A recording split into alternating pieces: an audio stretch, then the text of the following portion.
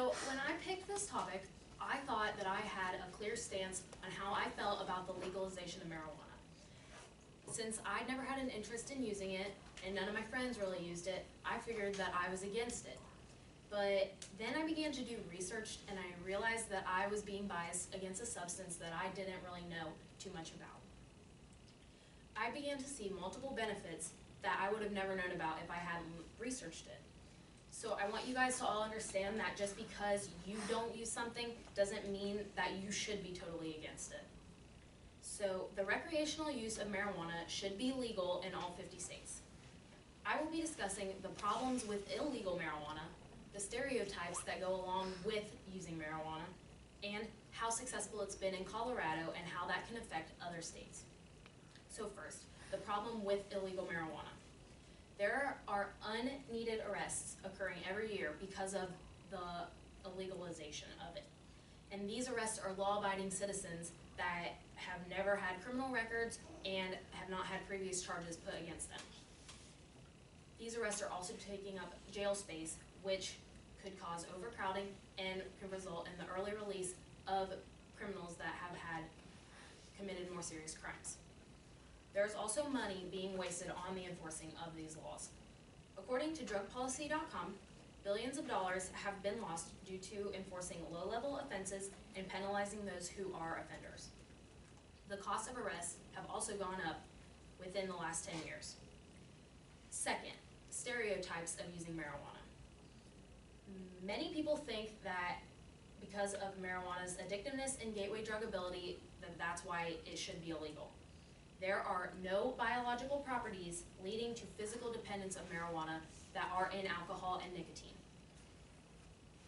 And people that think that marijuana is a gateway drug would be surprised by this statistic that 107 million Americans have admitted to using marijuana, 37 million Americans have admitted to trying cocaine, and 4 million Americans have admitted to trying heroin.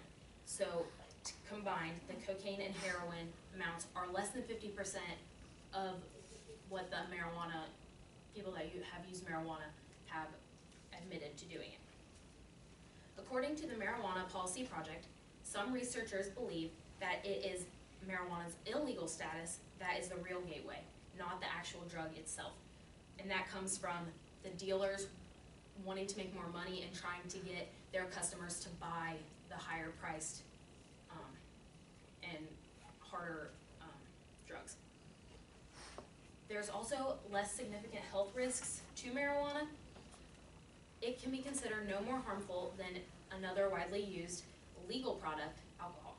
Alcohol is 69% more dangerous to individual health and 63% more dangerous to the general society.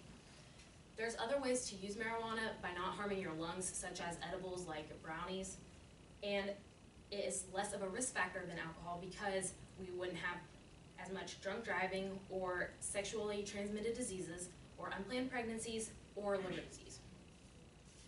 It could also reduce drug-related violence.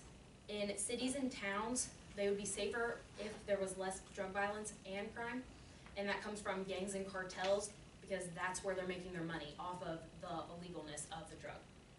At the University of Tennessee and Florida State University, they found that the odds of aggressive behavior towards romantic partners increased in college-age men on days that they drank alcohol and not the days that they used marijuana. They saw no type of aggression.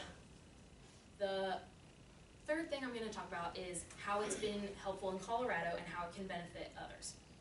It has decreased crime rates and criminal records in Colorado. And according to the Uniform Crime Rate data, there was a 10.1% decrease in overall crime and a 5.2% decrease in violent crimes in Denver within the last 8 months.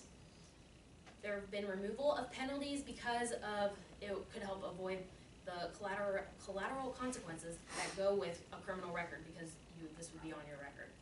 It has also improved the overall economy by providing thousands of jobs, employed 10,000 plus people. Commercial real estate has increased 8.7%, and they have revenued $10 million in tax dollars from the retail sale just in the first 4 months. So as you can see, the legalization could potentially benefit this nation just like it has benefited Colorado. the legalization could give our nation the ability to save time and money and decrease crime rates and create jobs and boost the economy. I would encourage all of you to petition for this to be on Indiana's ballot, because it is not, because we're all going to be able to vote soon. And also talk to people you know that live in other states about them voting for the legalization. And I also challenge you to not think only about your personal belief on it, but how it could affect everybody throughout the nation, and not just because you don't do it doesn't mean that not everybody should be able to do it.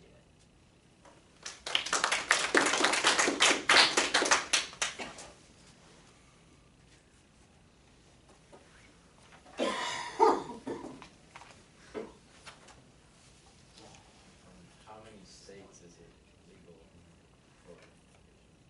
I don't know exactly how many there are. I know there's a couple, but the main thing that you see is pretty much Colorado. It's more medically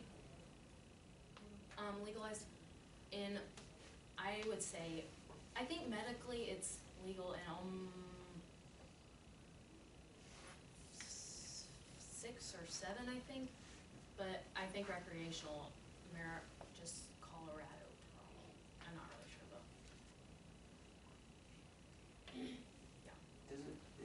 Does it act like a pain reliever? Is that how it's Yeah, used? that's what the medical use is. Like, I didn't talk about the medical, but I know that a lot of people that have either migraines from, like, I know a lot of football players would get them from like hits and stuff, and they would use it to ease their pain. But that's not like smoking it. That's used from like the oils from the plant, the cannabis plant. So it's like different. Yeah. Are people like still like in Colorado, like for the recreational use? Is there like a problem with like driving underneath it or anything?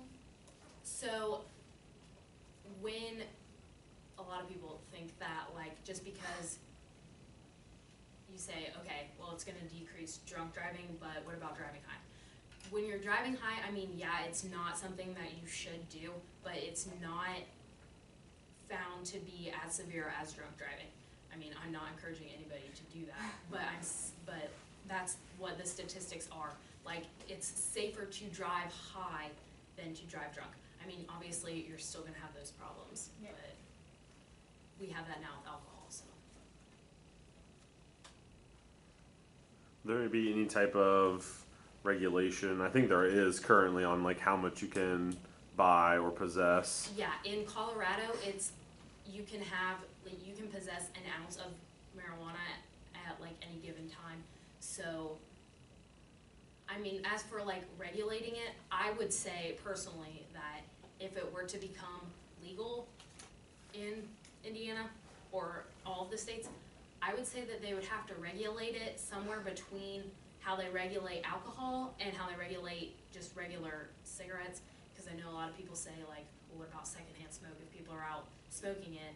Well, I mean, it's kind of the same as cigarettes, but it just doesn't have as many carcinogens in it, so that's why it's not as bad for you in that sense. And in that regulation, are edibles and like smokable marijuana, are they within that same Yeah, like, category? they can't have more than an ounce of it in them. All right, job.